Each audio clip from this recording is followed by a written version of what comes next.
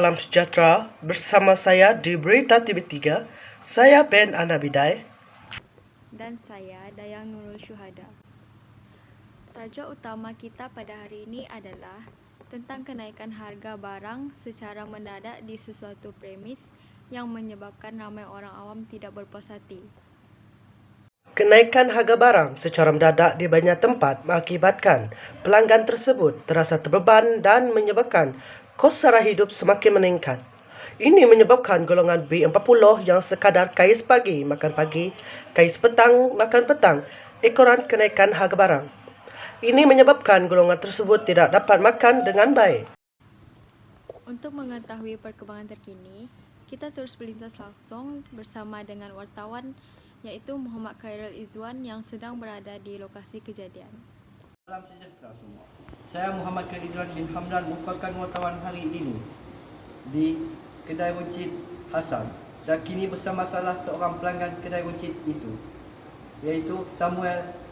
Pada pendapat anda, apakah perasaan anda apabila mengetahui tentang kenaikan harga barang yang mendadak?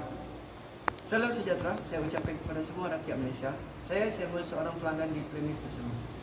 Perasaan saya apabila melihat harga kenaikan barang ini adalah saya sangat kecewa.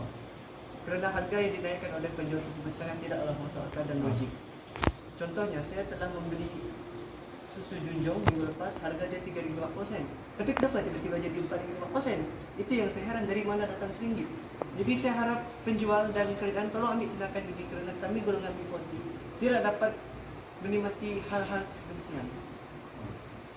Biarpun dalam keadaan yang agak marah ya tuan, saudara sanggup memberikan pendapat tentang kenaikan harga barang. Soalan seterusnya, apakah saudara harap yang akan dilakukan oleh penjual atau kerajaan? Saya tidak mengharapkan lebih-lebih daripada penjual ataupun kerajaan tersebut. Tapi saya cuma minta tolong kurangkan balik harga tersebut. Kerana kami seorang golongan B40 tidak dapat menerima harga sedemikian. Kami juga mempunyai anak-anak untuk di sana di rumah ya guys. Terima kasih saudara Samuel atas perkongsian tadi.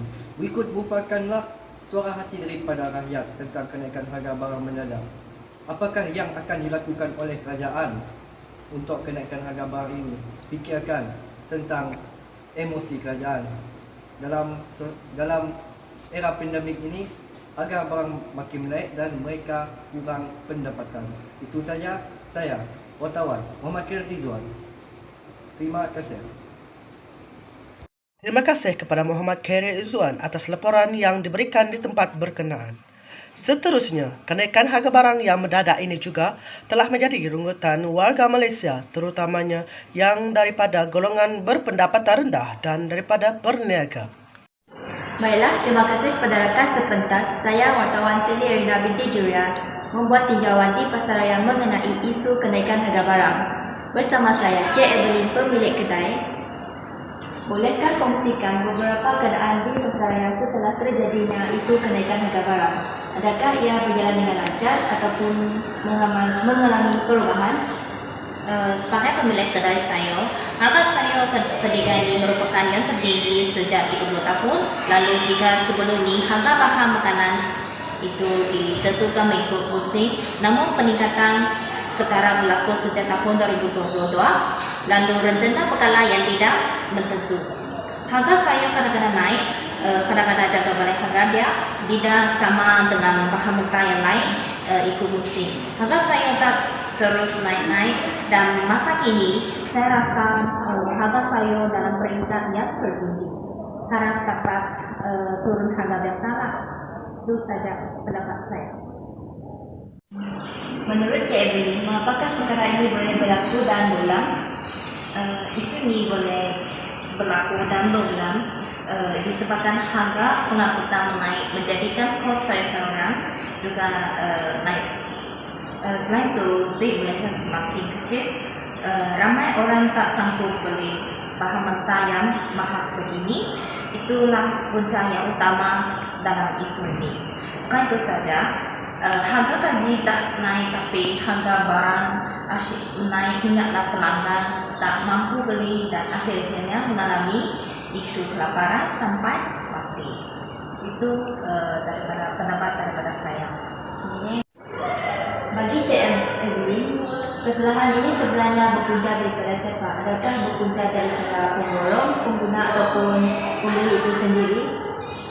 Seperti yang kita ketahui, isu kenaikan bahan mentah menjadi isu hangat dibincang oleh orang ramai. Disebabkan beberapa pihak kementerian dan agensi kerajaan tidak ambil tindakan dengan segera untuk menyelesaikan masalah ini sampai menjadi krisis negara. Dapat dilihat sekarang kenaikan harga boron dan kekurangan makanan menyebabkan harga mentah seperti ayam, sayur dan ikan meningkat. Tinjauan di pasar raya buka mendapati harga sayur-sayuran menaik sehingga 50%, manakala kepada peniaga makanan air segar masih tidak mencukupi. Dalam isu ini, ayam mentah habis dijual seawal pagi sampai ramai pelanggan tak sempat beli ayam mentah untuk menyambut perayaan Hari Kawan. Itu saja pendapat saya. Sekian daripada saya, itu saja daripada tinjauan saya di pasar raya. Sekian daripada saya, wartawan Sally Erna binti Julia. Sekian berita pada pagi ini. Dengan itu, salam hormat dan Assalamualaikum dan selamat pagi.